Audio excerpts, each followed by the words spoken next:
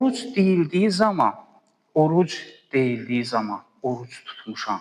İnsanın bütün əzaları oruc olmalıdır. Yəni, təkcə bundan getmir ki, insan əgər yemək yemir, yaxud su içmir, bu, mən oruc tutmuşam demək deyil. İnsanın bütün əzaları gərək oruc olsun.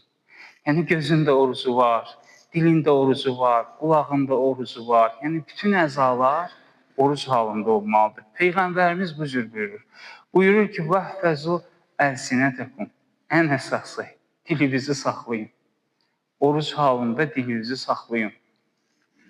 Nə qədər günahlar var ki, əleyhissalam, dillə olur, insan gərək dilini saxlasın. Ən böyük günahlar dillə olur. Ən böyük günahlar deyil. İnsan dillə tutduğu orucun savabını azaldır.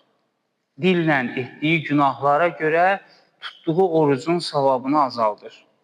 Ona görə dilimizi möhkəm saxlamaq lazımdır. Həzrət buyurur ki, vəhfəzu əlsinətəkum, dilinizi saxlayın. Vəğussu əmmə la yəhillun nəzər iləyhi əbsarəkum. Gözünüzü saxlayın, diliniz oruc olsun, gözünüz oruc olsun. Gözündə orucu var. Gözün orucu nədir? Həzrət buyurur ki, o yerlər ki, o şeylər ki, halal deyir, oraya baxmayın. Adam deyir, gözünü haramdan çəkir, yerə baxır, Allah Teala yerin mələklərinə deyir ki, o bəndəyə dua edir. Göyə baxır, gözünü haramdan çəkir. Göyə baxır, hədis-i qüdsidə keçir bu hədis. Göyün mələklərinə deyir ki, o bəndəni dua edir. Gözdə gərək haramdan çəkinsin. Daha sonra qulaq. Qulaqda gərək oruc olsun. Və əmmə lə yəhillu istimə iləyhi əsməəkum. O şey ki, qulaq asmaq halal deyil, ona qulaq asmayın. Biri qeybət edir, yanında deyilən ki, mənim üçün qeybət danışmaq.